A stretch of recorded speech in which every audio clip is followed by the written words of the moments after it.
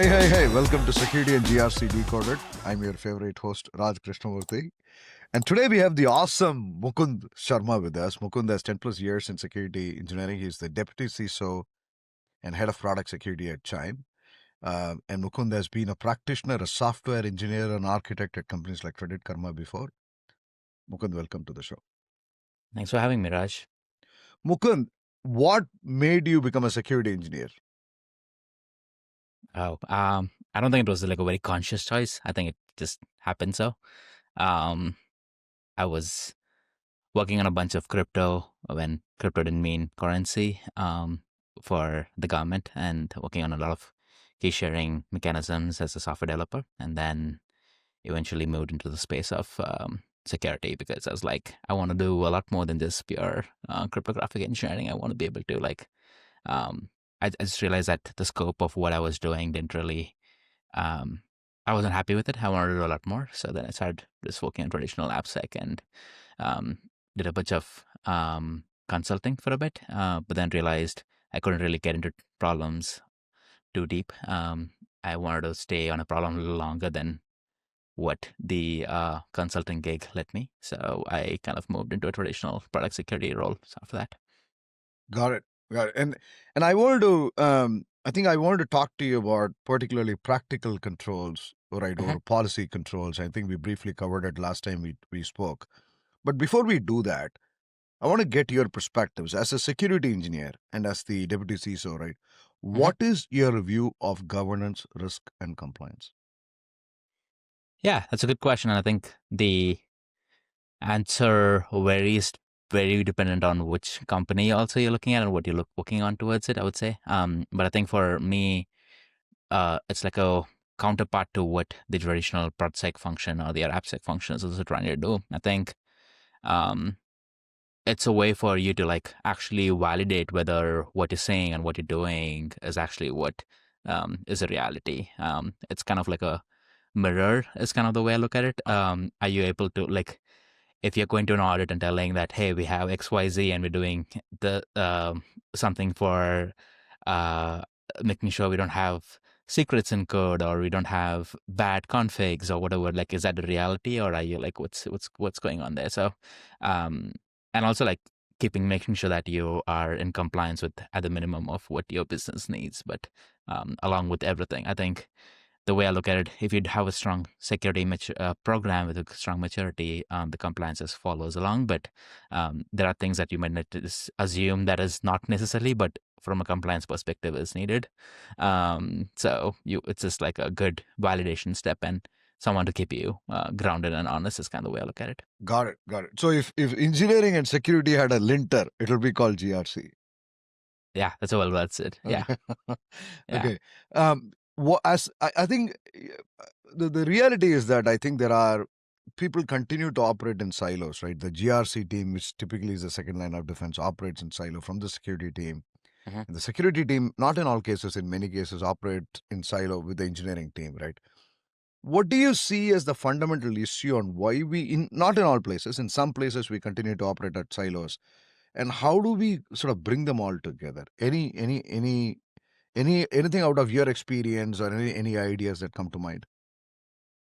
Yeah, I think you're getting down to very fundamental aspects as to how do we collaborate well as a function, and if both the security and the GRC function is part of the security teams, then um, in general, like is it better for the business? Is it much more easier for you to do it this way? There are so many places where actually it is not needed for you to like collaborate.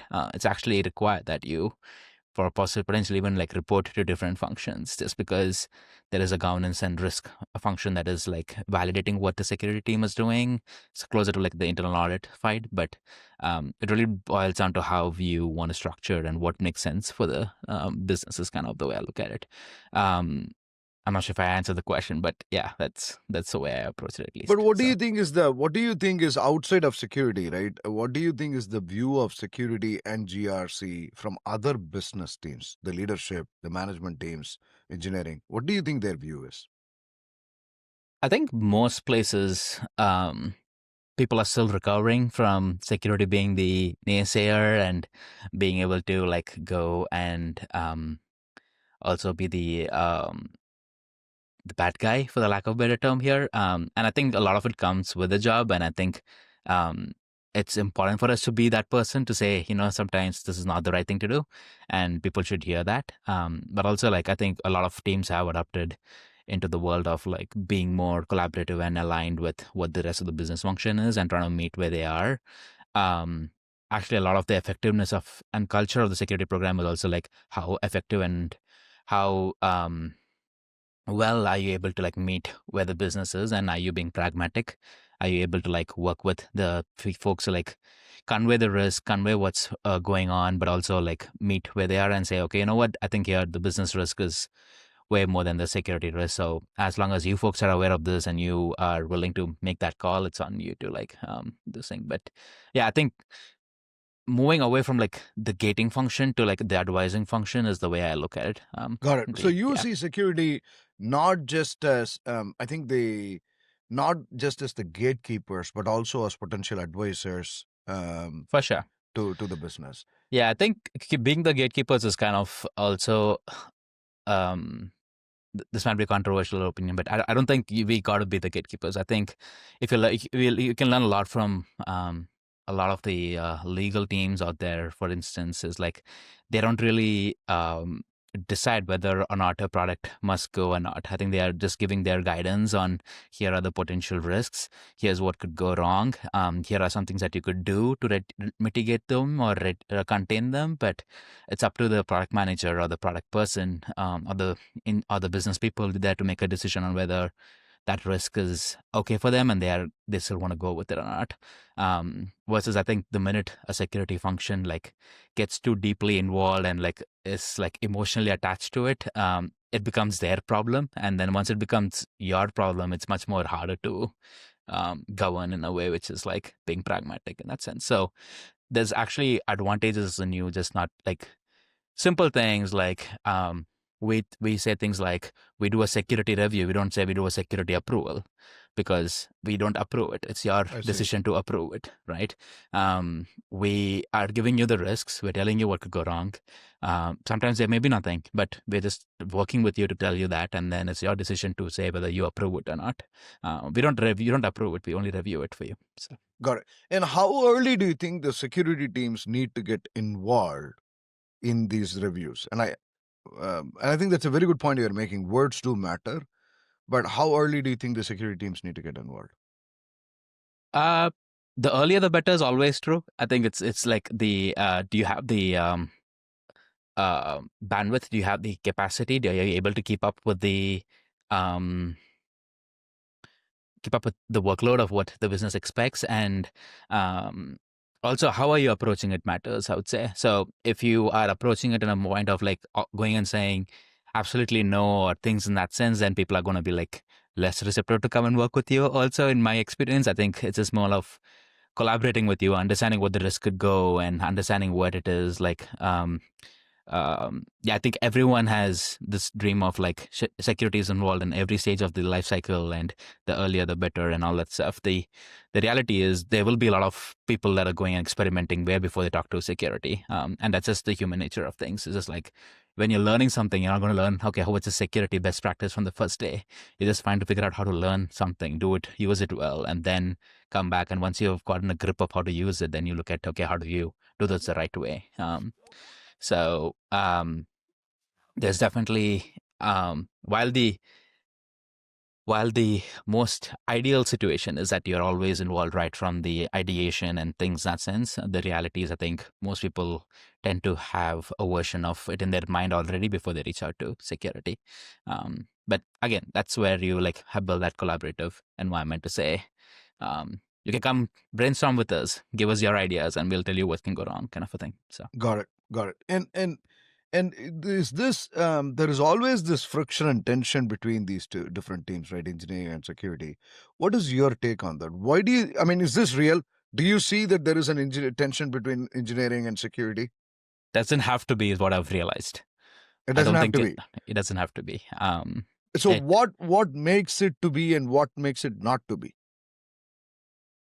Yeah, I think what I've seen is a lot of security teams trying to push the security tools and functions onto the business, onto the engineering teams, and make it their problem. And like people say that we have this thing and we are not willing to understand the business context of it, and we are just going to say this is a high criticality or high severity ticket and you got to fix it in 14 days. Whereas in reality, I don't think really met any engineers that outright come and say they don't want to fix it. I think they are, if you explain it well, they understand what is going on. I think they're more receptive to doing it. It's just like, do they have the right tools? Do they have the right advice? Do they have the right way of knowing it? And is that even a right assessment? That gets down to boiling into it, because more often than not, you start looking at it, it might seem, your tool might say it's a high or critical, but you actually go look at how it's being used, where it's being happening, and then you realize, like, it's actually closer to a medium or a low.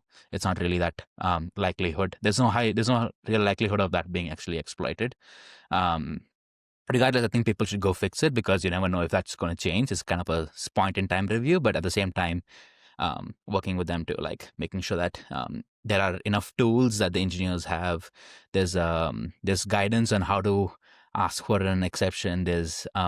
There are like all these opportunities, like to say that, you know what, we will get to it. We just need a few more weeks or a few more days to get to it, and trying to see if that makes sense. If it doesn't make sense, you gotta like push back. That is also part of that's kind of what the security's job is, just like advise and strongly advise when it is against what your reality of the situation is. Got it. So yeah, I think a lot of times, even like making engineers come and log into a security tool and make sure that it is resolved in your tool, because you don't want to like meet where the engineers are. I think that's like right from there to like having low confidence in the findings, not understanding or having an ability of what other engineers even talking about or doing. All those kind of things tend to build that friction, and they lose trust in your team. Basically, that's kind of the crux of it. Okay, so I think what I'm hearing you basically say is that if you collaborate, and if the intent is right and the spirit is right, that I'm here to collaborate with you, I'm here to sort of coach you, guide you, help you, more than not taking a high pedestal, then there is all obviously an opportunity for us to be able to work together. Yeah. So more of a carrot than a stick, right? In making this work. Yeah, I think, like I said, I think it is also important to have that stern hand and say, you know what, I don't think that is right. This is a reason why you can have telemetry from various sources, right? You can even have, like, for example, if your runtime sensors are telling you, it's actually being used and this is how it is, and you have a good telemetry of that, then you can just point at or say that I don't think what you're saying is true. Like, this is where we are seeing, like, why would we see this if it weren't really running at runtime or whatever, and having that conversation, because you also don't want to become that a team that will just agree with everything. Like, it's just like you just have to like maintain that good balance. Is kind of the way I look at it. Got it. Now, you've been a security engineer. You are a security engineer even today, and the question is that I think this idea of shift left in security has almost taken a strong hold in the last few years. What is your take on that? It's incredibly hard to get it right. It's very effective. It works well, but it's also not a very simple thing to get right from day one. It takes a lot of building additional paved paths along with shift left tooling. I think that is, you can't do one and not the other. I think it also depends on is that the right choice for the business, right? And that is kind of a conversation you need to have with your own teams to make sure that is what is needed. I think whatever the shift left strategy and how much ever we want to do that, we also want to know the what's actually happening at the runtime. Like, as someone who's responsible for the security program and have to know what's going on there. I want to catch these findings well in advance. I want to be able to fix it. I want to be able to prevent it. But also I need the reality of knowing what's actually happening today in the ecosystem. And so I think it's a good mixture and combination of many, but I think a lot of companies have gotten this right, but it takes a long, long time. It's kind of the crux of the problem. It's just like, it involves a lot of tooling. It involves culture changes. It involves people wanting to like work with you to make sure it is the right thing for them. They should also realize why it is important for their teams, not just for your team. So it's a hard problem, but I think there is value in it. Got it. So what I'm hearing you say is that I think the idea of looking at shift left is, one, make sure that you have buy-in. Two, make sure there is a very clear paved path. Three, make sure there is a very clear exception handling, because not everybody is going to fit 100%. into that mold. And four, do this together, right? And where you are able to participate as early as possible. Yeah. I think those are great points, Mukund. Like, I think one of the flip sides of this idea of shift left, right? I think the flip sides of is that you're going to produce more signals, and I think it's a debatable topic whether it is signal or noise. To some it may appear signals, to some it may appear noise, and also from a time dimension perspective. What has your experience been as you try to shift left, right, and there are more signals that the developers have to consume? How do you manage that? How do they manage that? I think this is going back to that paid path part. Is like if that existed and we worked on building that together, all those signal or noise, whatever that part is there, is like handled, because it's much easier for the developer to just go through that paid path and be done with it. That way they don't have to deal with all of these different alerts, right? At Chime, we tried this thing with this we have different classes of issues. We have tried it this way, like simple, like we are a microservices ecosystem. So we have like hundreds of microservices, and the default, like, okay, how do you authenticate and authorize all of these various APIs calling each other in the ecosystem, right? We realized that if we, earlier when we were working on this, we just realized there were like so many different frameworks being used by different teams, because they didn't, all of them wanted to go fast and we didn't have a good centralized framework or thing from the security team. So even for us, auditing became really hard. That's making sure that, is this actually protected endpoint, or is this actually a protected method, or whatever it is. And then what we did is we built out that paid path to say that, all you have to do is define this one JSON blob in your code repo, and we'll take care of the authentication and authorization for you. That gives us like very simple ways of easily auditing what's happening. And at the same time, it's also very easy for the developers. They don't have to like build a complex auth system behind it. There are SDKs, and it supports every language, and they don't have to like redo anything. All they have to do is like spend 5 minutes to just get that set up and maintain it. That's all. So that is like an example of a paid path which we worked on. And actually, it's actually much more easier for someone to use that than go build their own auth Totally. and say that they're just like, what, we'll just use whatever security has built, because it's like they don't have to worry about that from our platform perspective. So, And you're totally right. If I'm an engineer developing a business function, yeah, why would I want to know all the possible auth to workflows or OpenID workflows? I mean, it's not that I shouldn't know, but that's, my core job is something else, right? So exactly. And and like even just like simplifying that whole thing to like make it easy for even the developers. For example, instead of going the traditional OAuth scopes kind of approach, we took the methods to say like, you tell us who your callers are, and you don't have to worry about scopes, and we will figure out. Because if you talk to a developer, all they know is like, okay, this service is calling me. They don't really know what the scope name is, how is that related to the permission and all that stuff. So the whole platform handles all of that for them. They don't have to worry about any of that stuff. All they have to define is makes sense. Who it is. And I think this is where you're saying that it is awfully difficult to do, because in some ways you'll have to understand the forest first about what are the possible opportunities for each of those application teams trying to do, let's say, authorization or authentication, and then figure out what is the most common denominator that you're going to build in terms of the platform for a paid path, right? Is that 100%. Why you said it is it is very complex? Yeah, and also like undoing everything that everyone has already done. Yeah, right? Exactly. So you have to like migrate them over and remove all the older ways of doing it, because ultimately now, it gives us that visibility and a way to audit it very easily. But it's also not like a 2-month project. It's closer to in the years kind of realm, because of the scale of what it is. But when you approach this typically, Mukund, do you differentiate between greenfield and brownfield? What I mean by that is, do you draw a line in the sand and say any application henceforth takes this approach, shall take this approach, and then you take a very different approach to the applications that you've already built? I would say the legacy applications. Is that how you think about this? So yes and no, I would say, because there is it's kind of in many ways arrogant if I say I understand all of it and go and get it right. And I also don't understand the complexities of what different and sensitivities to like latency and other aspects that different teams will have. Um, I think we have built for the general use case, not the specialized use cases.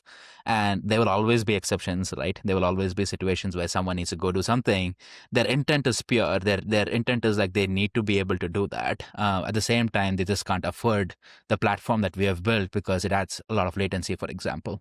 For the record, I don't think it's high latency, but even let's say that was an argument over here. At that point, like we just have to like say, okay, as long as it meets our minimum requirements, which is to say that you're authenticating all the calls and you're authorizing the different endpoints, and we have a way to audit what you're doing, you can do whatever you want. If you want to go build your own authenticator that makes all those requirements because it works for your situation, go do it. As long as we can still have a way to audit it. That's our requirement. Beautiful. And that is kind of why we built it this way. But if you have your own reasons, and you could very well have your own reasons, then go do it. But as long as we have those met, we are fine with it. So I love what you're saying, because I think it goes to the crux of being empathetic from an engineering perspective. We had one of the guests earlier, Jifun Satapathy, who's the CISO of Medallia. He made a phenomenally great point about it. And what I'm hearing you about is that the idea of humility, right, that security needs to have almost inbuilt to make sure that you may not have answers to all the questions. You have to actually listen more than to talk more. Oh, 100%. That's literally my job, is like always listening. And because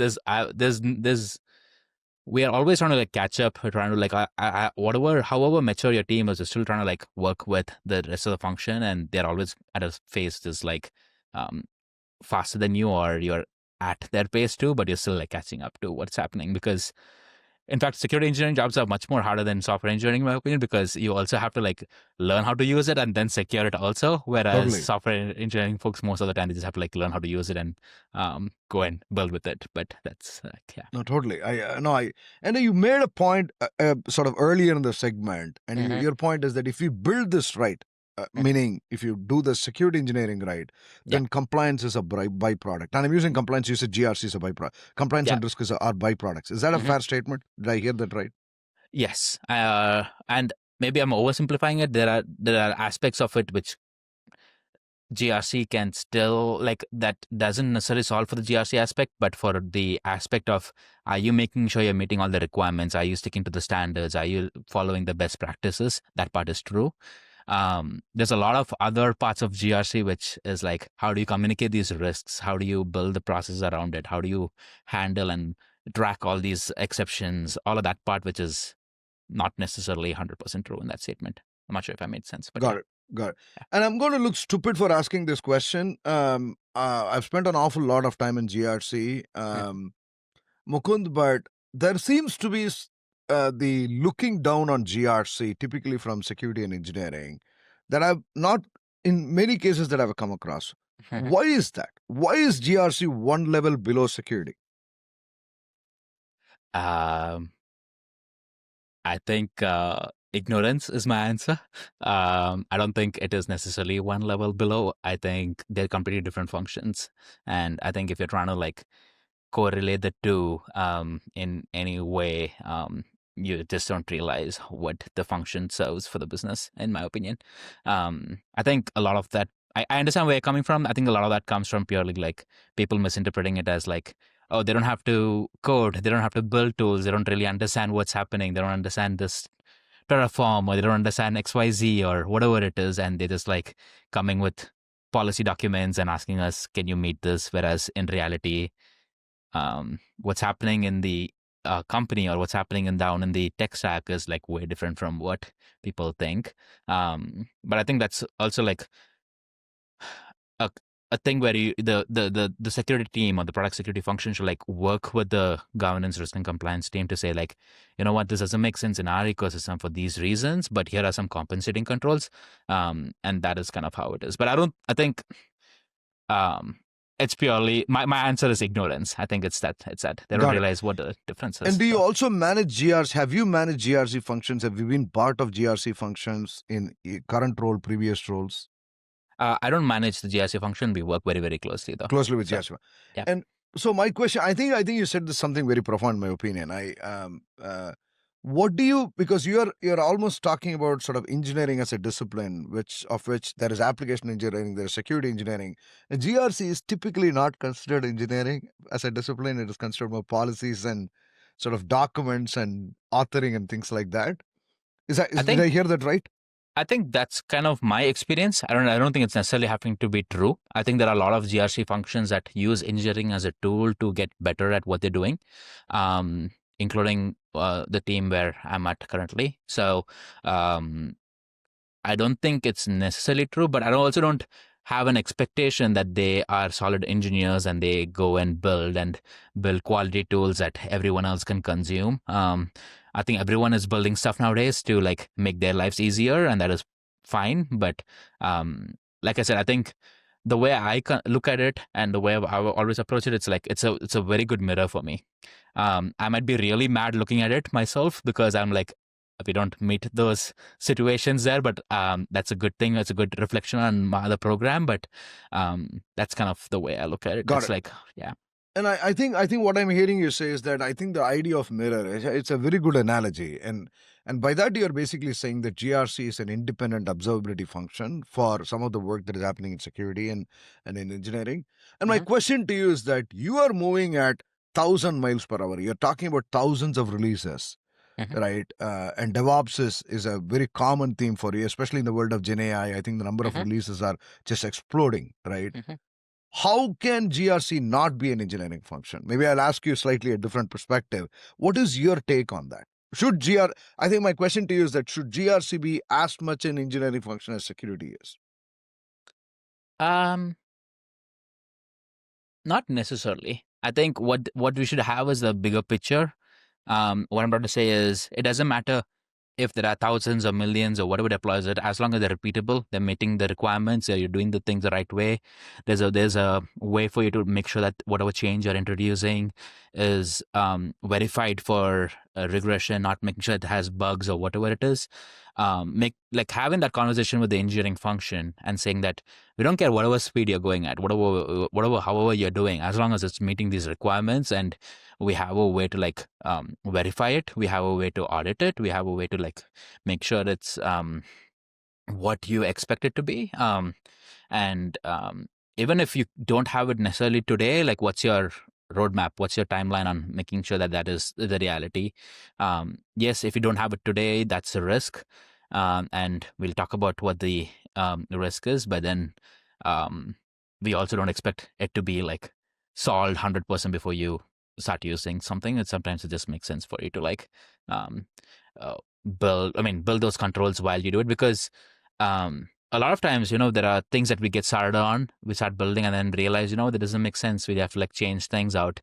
And then there's a lot of adjusting the levers to make sure it's in the right path before you actually have it running. So, so a short answer, no. But if GRC wants to build controls to make sure that they can audit it in that way, then it needs to be an engineering function. But if they are able to work with their counterparts in security or engineering to say, you have to build me something so that I can go do this way, that's fine too. I don't think it's one way or the other.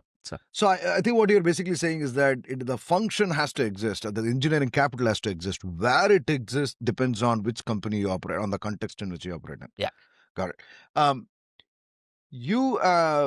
think at the last time we spoke, I think you alluded to this idea of practical controls, right? And what you made me think was that, okay, there is a gap between what controls are and what controls should be, almost like the Kubernetes reconciliation mechanism. So, so what is your take on? I would love to sort of our listeners to hear more. I mean, maybe can you describe your view of practical controls, maybe one or two specific examples, so that we can tie this together?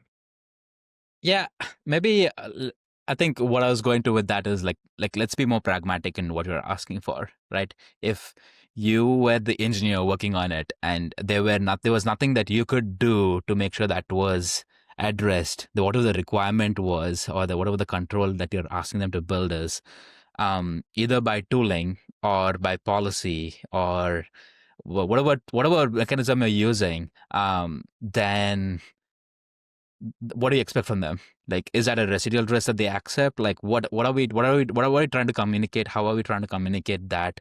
What is the conversation you're going to have with them? Is at that point, is that something that everyone even needs to know, or is it that leadership function needs to know and they work through it? There are always compensating controls, right? You can say, okay, we're going to create a training, we're going to create a best practices document, we hope that everyone will go read it, but again, there is a limitation to all of that.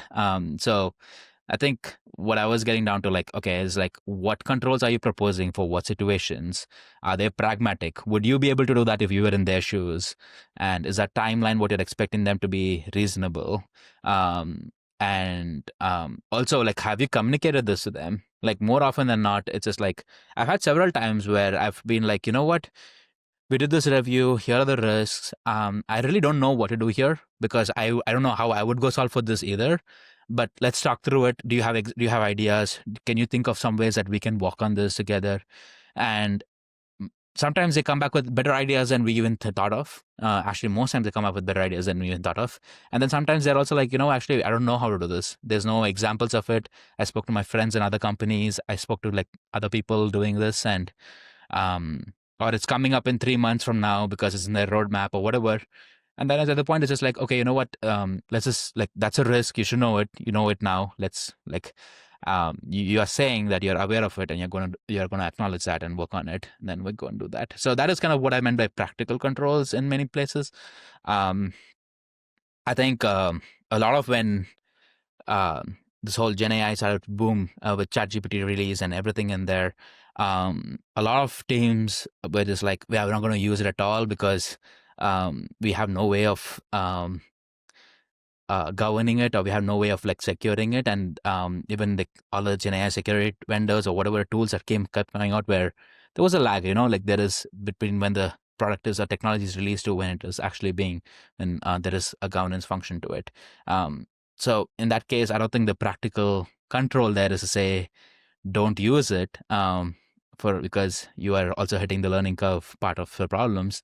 I think then you have to say, okay, you can use it in these conditions and for these kind of situations. We may not have tools to validate it, but that's a policy control at that point. We are saying that if we see that you're misusing it, or we see that you have been misbehaving, and then we're going to have a conversation or whatever. But at that point, you're still letting the business go and try things out in a in a safe manner, like going and learning things and going and learning new technologies. That's one example. But yeah, then there are things like, yeah, I think that was one example. But yeah, let me know if you want anything else. So I think what you're basically saying is that sometimes the outcomes are not very clear, and I think you made a very important point. If you put yourself in those engineers' shoes, would you do this? I think this is an important, which means that you're basically saying, does that add value to Correct. what outcome that I want to accomplish? And towards that, and my question is, you spoke you brilliantly about the paved path. To what extent are the GRC teams involved in the paved path? To what extent do they provide feedback in the paved path, right? How much would you like them to do some of that?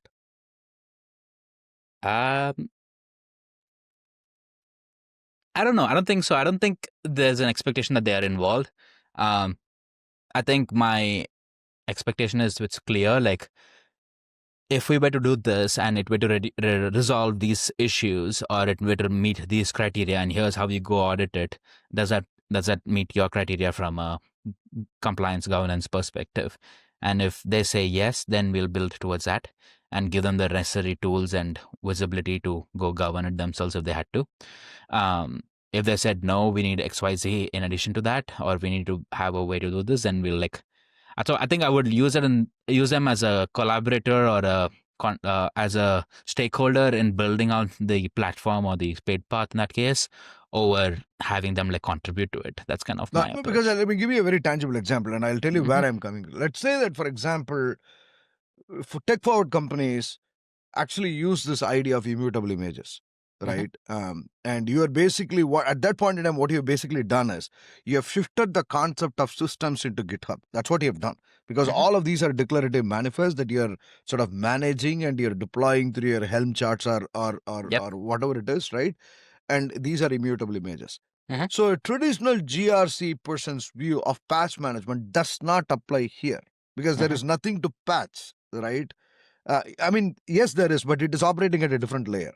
Yeah. So, and that's where I was trying to tease out, right? So, Okay. if they understand that your paved path is to create an immutable image, your paved path is to create circuit breakers, right, so on and so forth, they may have a different view of how to manage these controls rather than ask sort of onerous questions. Yeah, 100% agree. I think that is kind of where I was like going to, which say that the security function needs to work with the GRC function to say that that's not how we do things here. This is how we have approached it.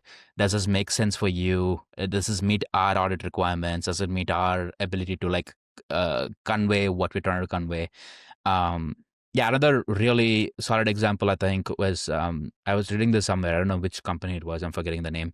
It was an open blog. It was a blog post on this, which is like they went down the route of how do we not have any other utilities in the image that we ship to the point where they could not even do like forensics snapshot or anything in that sense.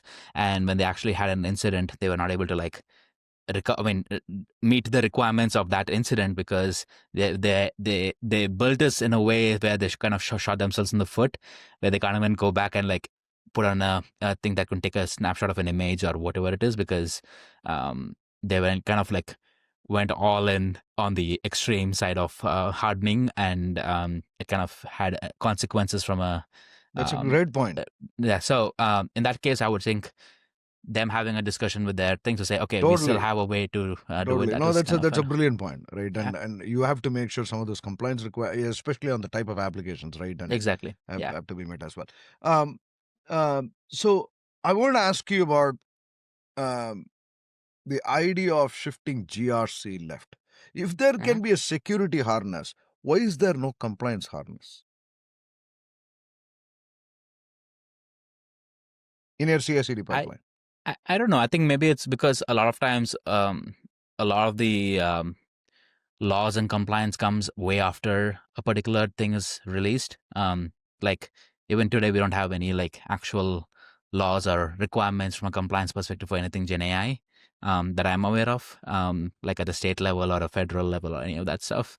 There could be aspects about, verifying that it's not being used for causing harm from a bias perspective or a safety perspective, but those are like guidelines that most companies have and not really a way to go audit and make sure that it is there. So in this case, we already are working towards like a shift or a paid path for building Gen AI applications in companies. But what is the Gen AI compliance aspect there? Like, that's a great question. It's not even defined. Maybe so how I'll do we flip the question slightly differently? Let me move from compliance to risk. Okay. So why is there not a security risk harness? I think there is. I don't think there is. It's not. I think what you're trying to say even in your shift left, like forget every of this what I just said with Gen AI and anything. Even what you're trying to say with shift left is, okay, you are building code, right? You are writing something, you're committing something to GitHub, you're opening a draft pull request, you're running your security team is running a bunch of checks in the shift left world, right? What is that trying to say is it's calling out the risks for what the thing is there, right? Exactly. So there could be abstract tools or security tools, but ultimately what they're trying to do is call out the various risks, and that is it is being introduced, right? Your IAC part of things is also similar, right? You could say that your requirement to say that you don't have anything that is a publicly facing EC2 instance. That could be your requirement for the company. And IAC is infrastructure as code. Yeah, sorry, my bad. Yeah.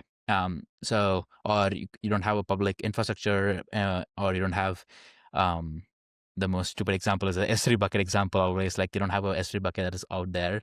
But like you could actually do that and call out the risk and have that conversation with the person there right at the shift left thing. So I think looking at it from a what are these security tools doing, and what is the ultimate goal of that? Is like to call out and prevent those risks from existing in your ecosystem. So I think it is there. It's just how you portray it, how do you talk about Got it. it. That Got it. is important. So to go back to your analogy, if I want to look at the mirror, what I'm saying is, can I keep looking at the mirror much more frequently, right, at the time of you Yeah, releasing it, right? exactly. And you're saying that exists, or that should exist, and Yeah, if not, it has to be engineered into it. yeah, Okay, exactly. got it. Ultimately, when you're like, for example, it's saying someone don't do this because of this vulnerability. What you're trying to say is that if someone were to exploit this vulnerability, here's the risk. That's what people want to hear. They don't really want to know what your CVE number is. They don't really care about that. What they're trying to understand is what is the business risk of this not happening, or what's the technical risk of us not doing this, and how well are you communicating that? Like, you could throw in whatever CVE number, but does it make sense to them? Like, you have to talk to them about what the risk is. So Got it. What is the so a lot of this GRC has two functions, right? There are systems that you're basically data that you collect from security tools, your paved path tooling, your applications, your SaaS applications, cloud, Kubernetes, all these different sorts. And then there is people. You are still touching in many cases those engineers, the security teams to provide some feedback, right? Whether it is your access control, do you have all the right people in your team have the right level of access, right, to avoid insider threats, or vulnerability management? You promise that you will close certain class of vulnerabilities within a time. Are you doing it? Are you remediating it? Things like this, which is the purpose of the GRC function. What is the effect of that as a toil on engineering teams, whether in security or in application engineering, product security or corporate security or application engineering? What is your take? it's initially heavy, but it's on how well you collaborate with the team that's building the paper parts, or could help you build these controls into the different frameworks, and make sure that this is not a thing that you have to go talk about or even worry about. Like, I think when you first start up a program, or when you first start to working with people, there's a lot of those that will have to just like, even um like when I first started the program, even like talking about like, make sure you don't you have someone that's doing 2 code reviews or 1 code review. Like, that was a conversation we had to have, because that whole function didn't necessarily exist. Now no one even thinks about that, talks about that, because we have gating functions that do it, we have things in that sense. So it's just like, it's part of the it's a scope, it's a security factor that is kind of already handled with. So it's kind of a maturity thing, I would say. So initially, yeah, definitely you don't have anything, you are working towards it, you're going to have that be a lot more, and but it's on how well can you work with your security counterpart to make sure like all of this is like, you don't have to think about it. Why did you even make it a problem? Like, why don't you just go make, like, why don't you have preventive controls and not make it a Beautiful, problem? beautiful. Yeah. So got it. So I think your argument is that I think the GRC team's job is to question these things, because, as you were earlier saying, Yep. they are making sure that the promises are kept. The promises you make, promises are kept. And in order to reduce the toil, I think they will have to work closely with the engineering, particularly the security teams. The closer they align with the paved path, the closer they design this as preventative controls and test of design controls, the better it is what I'm hearing. 100%. Okay, 100%. got it. No, I think this is fantastic. I wanted to maybe, what do you see as a security engineering leader, Mukund, the role of Gen AI today in security? It's a very loaded question. I think it's a very uh, it's a very powerful productivity tool. It's kind of the way I'm using it. There's a lot of um, like, how do you keep focusing on doing the main thing, keeping the main thing the main thing, is kind of the way I look at it. It's like, I don't think you ask anyone, they want to, like, they get a lot of joy saying, this morning I'm going to wake up and close 5 tickets on Jira or whatever it is. Like, that's not their goal. They're like, so using all the various Gen AI tools, like, make sure that that kind of admin operational work is like handled, where for them to go back and continue to work on what the right thing is. Also, I feel like it has kind of enabled a lot more people to like just um, go and try things out for themselves for the first time, way more than previously. And this is true not just in the security side; it's also true in the engineering and product side. I think um, we have a lot of designers and product managers that are like using a lot of these tools to like prototype, understand what it is, get a sense of how it feels even before they have engineering functions come and build it out. So I feel like it's a really from a person who's consuming it is like really helpful. It's a very good productivity tool, but you should also like know the limitations of it, and you should also realize how, like, I think the more you use it, the more you'll realize how people can also abuse it because you're wearing your security hat often. So then you can also like go and work towards building controls towards it. So I feel like my thing is like I want most people to use it because it actually, even if you don't like it, even if you're a naysayer, even if you're skeptical about it, the reality is that everyone else is using it. And for us to be able to secure what everyone else is doing, we need to know how it's being used. So yeah, my take is that I think it's like any other technology, it can be used for bad also. But yeah, that's kind of Totally. I where, think it's a yeah. mixed bag always. Yeah. But as a security professional, right, what do you, what gives you sleepless nights in today, given every single technological shift that is happening? What makes you wake up at night? What makes you think that we should do a better job? I think there's definitely like, are your controls working the way it should be working, even in this new realm of things? Is one of the biggest thing I would say. Like, do you have coverage? Are you able to like make sure that it's working the way it's supposed? For example, let's take a simple example. A lot of folks keep asking me, "Are you worried about the code that is generated by all these various good Gen AI tools and things in that sense?" I'm like, as long as it's still committed, as long as it's still going through the same pipeline, yeah, the velocity has increased. The volume might be more. The lines of code might be more. But you know what? We already have tooling to handle all of that, and we might end up with a lot bigger um, AWS bill because we are spending a lot more compute to validate all of this. But um, not really. I'm not worried about it. I think there are different classes of issues that we should be looking for that a traditional SaaS tool, for example, will not be looking for. So we'll have to like work on building those controls out, or detections out. But from the thing about like, are you worried about 100x code or are you worried about 1000x code? I'm not really worried about it. So that's a coverage part I was talking about. Is like, do you same thing with like, do you have visibility into how your applications get deployed? Like now that all these vibe coding tools exist, like what are people deploying that? Is it real member stuff? Is it just prototypes? Like what goes in there? So I think the coverage part is definitely one thing which I'm very always worried about is like, how well are your controls working and do you have visibility into when they're not? That's kind of the crux of it. Got it. Got it. Got it. I think one of the challenges, and this is nothing new, right? This happens with Yeah, every exactly. technology in flux, is that, for example, when open source was sort of front and center and has been there for a long time, couple of decades now, Hmm. we had to deal with these transitive dependencies, right? They are Yeah. libraries within libraries within libraries, and you can only control so much in terms of depth, right? I think the one question that I'm hearing as a constant argument, especially with vibe coding and generative AI developing code in many cases, is how much do people really understand code now? How much did people really understand when they're copying it from Stack Overflow? That is true. True. Right? It's just like you've just made it easier to happen. Yeah. I don't think it's the problem is new. I think the problem always existed. Like people were copying it from different Reddit or Stack Overflow or wherever they're getting whatever they're getting from. They're trying things out.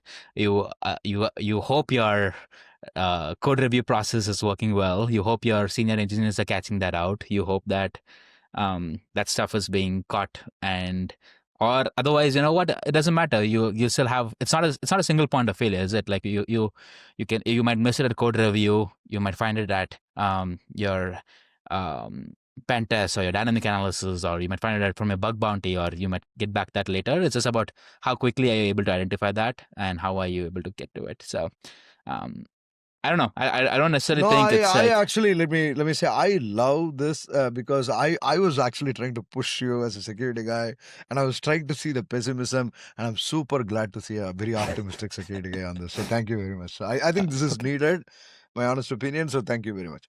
Um, I want to ask you a slightly different question, which is, you talked about GRC as a mirror, Mhm. right? Which is that it is an audit function, and as a result, as you audit, right? Especially for inside the company operations, you're generating a ton of signals, right? Yeah. Does everybody have even simple things like should everybody be protected from an MFA perspective, which is a test of design control for all the Yeah. users, right? Do you have proper pull reviews to your point, so code reviews to your point, right, on the pull request, things like that? Why? What do you think as a security guy who's dealing with product security and app security? What do you think of consuming these signals that are generated by GRC as part of your security admission control process? Does this data flow back into security at all? Is there any value in this data flowing back into security? When I say security, I'm talking about transactional security, right? Yeah. Definitely a lot of value. I think the things like how do we make sure you have the MFA thing that you talked about, or how do you make sure like people's access controls are locked down and things in that sense, once we understand the problem more from a traditional security perspective, and we also understand that, what this is, it is important for not just um, the risk and governance, risk and compliance perspective from an audit perspective. It also takes up time for us to go give back our evidence and audit and all of that stuff. So let's just fix this problem to say that, the default method or the default way of doing it is always a feeder to compliant MFA. There's no exceptions to it, or we only have a small exception list and that is treated by separately, and there is real-time audit logs and things in that sense for people to consume it. That way that the scope of the work is like reduced drastically. So I think it's a two-way thing. I think, yes, we want that thing, but we also are trying to see how do we reduce the... That's a great point. So I think what I'm hearing, I love what you're saying. I think I asked a different question. You're answering in a different way. You're basically saying, let's avoid as much as possible even generating the data in the first place so that they are incorporated as preventative controls. But in case we generate the data, let's bring them back. I think that's the argument that you're making. Yeah, that's exactly. Beautiful. Got it. No, that's brilliant. That's brilliant. We are approaching the end of the segment, Mukund. This has been a fascinating discussion. So I want to give you the next 60 seconds, a minute or so, to shout out anybody who's helped you get where you are, right?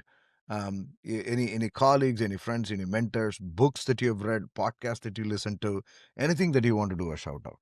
Oh man, it's going to take a whole 60 minutes on 60 seconds. Okay. I think it's going to be really hard. I think a lot of what people say, like, oh, they're self-made and all that kind of, is, in my opinion, BS. I don't think anyone is. It takes a whole village and a country to like actually help you get to where you are. There's so many people I want. Like, if I start naming, I'm sure I'll miss someone, so I don't want to start naming. But I think it takes a lot, and not just people in industry, your own personal family, or everyone that is around you, because they're also like trying to like make it work for you for your career growth. So I just think it's I don't want to answer it with names because I'm sure I will miss someone, but everyone, a lot of people, like, people. just a lot of people, and it's I don't think it's easy to like get to doing anything what you're doing without a lot of help from the community and from your family. So got it. For somebody who's trying to become join security, become the next Mukund, right? Become that security engineer at Credit Karma, become the CISO, right? The deputy CISO. What is your advice, right? And somebody who's coming out of college, fresh, what would your advice be? Where should they go start? How should they pick up? Stay curious, learn a lot. You'll actually fail so many times, and that is also part of the learning. You may not understand it the first time you do it. There's a lot that goes into trying it yourself that you learn more than just reading about it, talking to people about it. So I think a lot of people are hesitant to trying things out. Like, go spend some time, try it out. You will not succeed in your first few times. That's fine. You may succeed in to a degree in the next few times, and that is also fine. And then you will also realize how hard it is to build anything that is something to be built. But I think a lot of people just like stop giving up to try going and trying new things and being adaptive to what's happening. I think one thing I've always constantly heard people saying is like, I'm just like all the time context switching and learning new technologies and doing things in that sense. And I'm like, that's unfortunately the reality of security, and you got to like meet where your people are. And if your people are going and doing all those things, yes, you got to like go and learn all those aspects and work with and learn how to secure it. For example, I've gotten a lot of people telling me like, oh, a data engineer only needs to learn the data engineering stack, or a full stack engineer needs to only learn how to build a front end app, a back end, and talk to various APIs. We need to learn all of it together. And I'm like, yeah, you have to learn all of it together because you're responsible for like giving them that recommendations or talk to them and do the review. So it's hard. It's also not expected that you 100% know everything. You can always like talk to people. Those people are willing to teach you. You don't have to like go back to like reading the books and learning everything 100% of the time. Most of the time, I just join most of the things and I'm like, I have no idea what you're talking about. Like, what does that do? And like, try to map. As long as you have strong fundamentals, you can like map it back to how you're thinking, back to the first principles part of things. So, yeah, just focus on the fundamentals. Be curious. Learn a lot is kind of what I would say. Love it. I think that's great advice. With that, Mukund, it was fascinating having you on the show. Thank you very much. Thanks for having me.